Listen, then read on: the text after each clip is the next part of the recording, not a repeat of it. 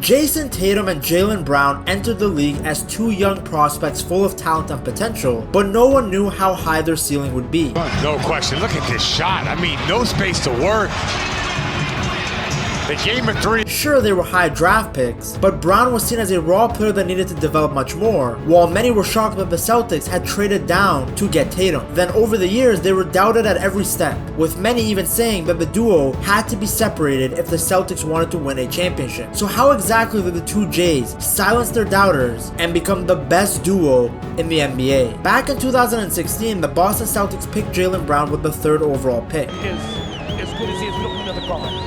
Even if that guard is projected and best. He came out of the University of California, known for his athleticism and defense, but people weren't fully sold on his offense yet. As a rookie, he didn't play huge minutes, averaging just 6.6 points and 2.8 rebounds, mostly off the bench. But even then, you could see flashes of what he could become. By his 2nd season, he took a big step, earning a starting role and jumping up to 14.5 points per game, while helping Boston make a strong playoff run. Then in 2017, the Celtics traded down and got the 3rd pick again, and took Jayson Tatum out of Duke University. Tatum came in with a more polished offensive game, and he made an impact right away. He averaged 13.9 points and 5 rebounds as a rookie, but what really stood out was his playoff run. With Kyrie Irving injured, Tatum stepped up big time, putting up 18.5 points per game in the playoffs. His dunk over Lobozo in Game 7 of the Eastern Conference Finals was the moment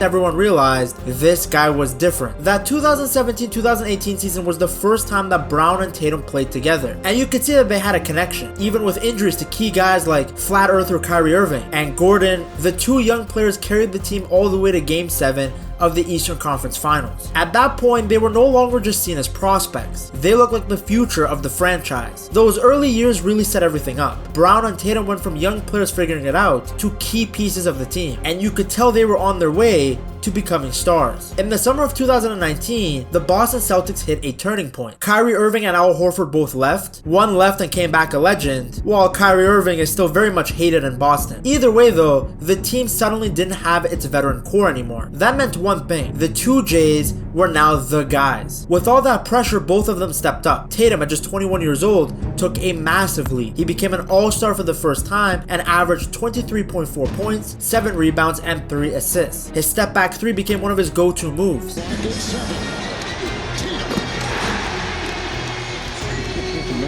And you could see his confidence growing every single game. He was playing like a true #1 option. Brown made a big jump too. His shooting improved massively. Like, go back and watch some of his highlights from his rookie year. That brother has come a long way. Not only did his shooting get better, but his decision making got even better. He was becoming more complete as a player and making better decisions with and without the ball. He averaged 20.3 points and 6.4 rebounds, showing that he could be a reliable second star. The numbers look tiny compared to what he's putting up now, but again, it was huge progress at the time. Together, the two Jays led Boston to a 48-24 record and the 3rd seed in the East. But then of course the pandemic hit and the playoffs had to be played in isolation in the bubble. The Celtics made a strong run to the Eastern Conference Finals, but lost to the Miami Heat in 6 games. As if that loss wasn't bad enough, the next season wasn't so smooth either. And Adebayo brings it up. Drives inside on Grant Williams, turns, shoots, and scores.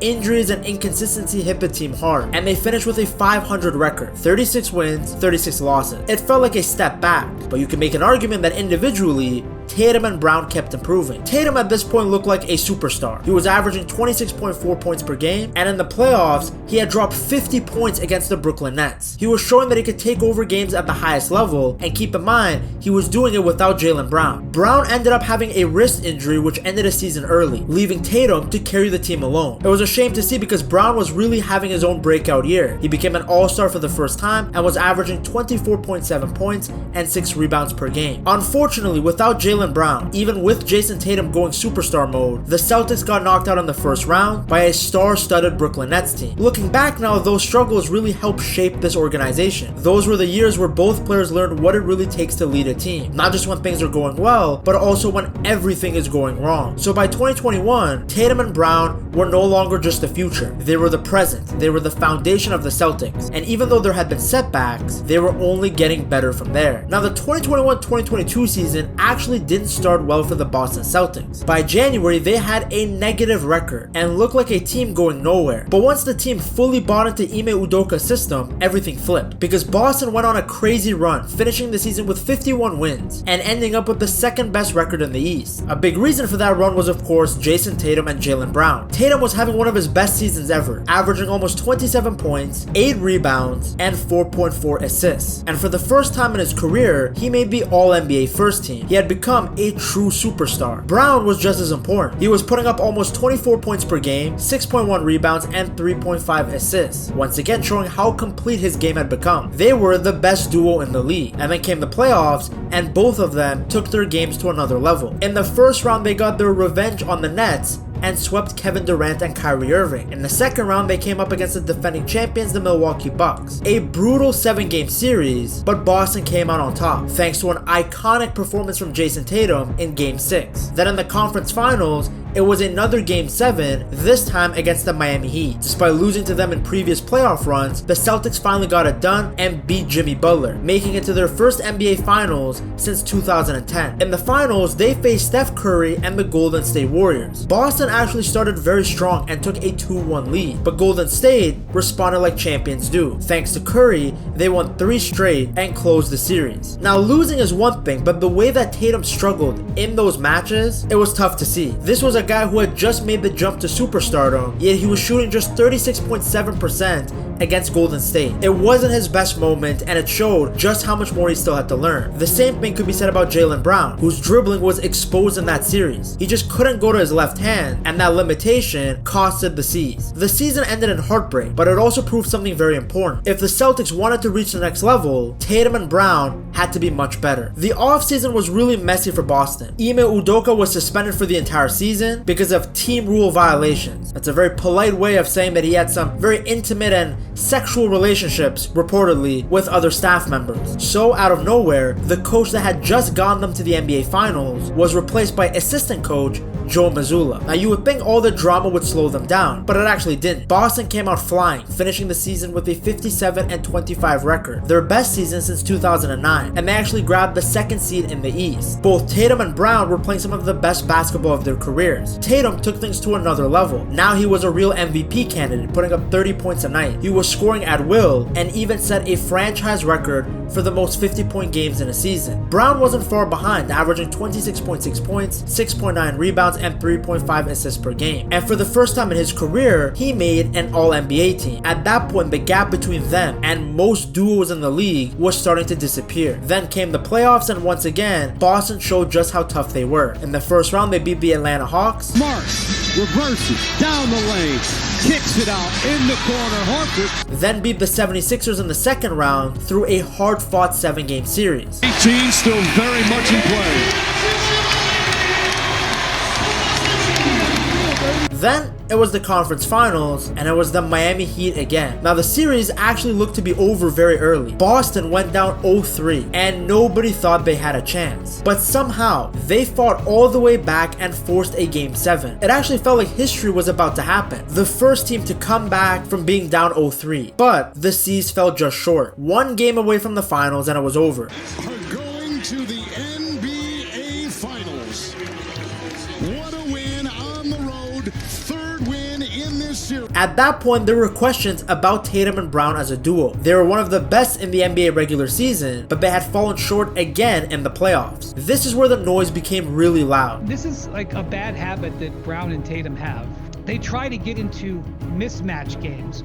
All the criticism, all the critique around the two was at its highest point. The narrative was that if the Celtics wanted to reach that next level, to finally bring the Larry O'Brien home, they had to break up this duo. Fortunately, Boston, the organization, didn't listen to the outside noise. They knew they had something good on their hands, and in the 2023-2024 season, everything clicked. Once again, the Celtics were unstoppable in the regular season, finishing with the best record in the NBA with 64 wins and 18 losses. Tatum led the way with 26.9 points per game, and Brown also added 23 points himself. Despite the disappointment of losing to the Heat the season before, this version of the Celtics played with a lot of confidence, they had great chemistry, and they seemed to have a hunger for something bigger, a real chip on their shoulders. So when the playoffs came around, Boston were on a mission. They powered through the competition. Like, the East didn't really give them any challenge, and they reached the NBA Finals, where they faced Luka Doncic and the Dallas Mavericks. At this point though, there were still so many questions and doubt around the Celtics that many people thought that Luka and the Mavs would win this series. Everybody was talking about how the Jays crumbled in the 2022 NBA Finals, saying that history would repeat itself. But this series wasn't even close. In Game 5, Tatum and Brown combined for 52 points, leading the Celtics to a 4-1 series win. All the noise, all the doubt was completely gone as the Celtics claimed their 18th NBA title, passing the Lakers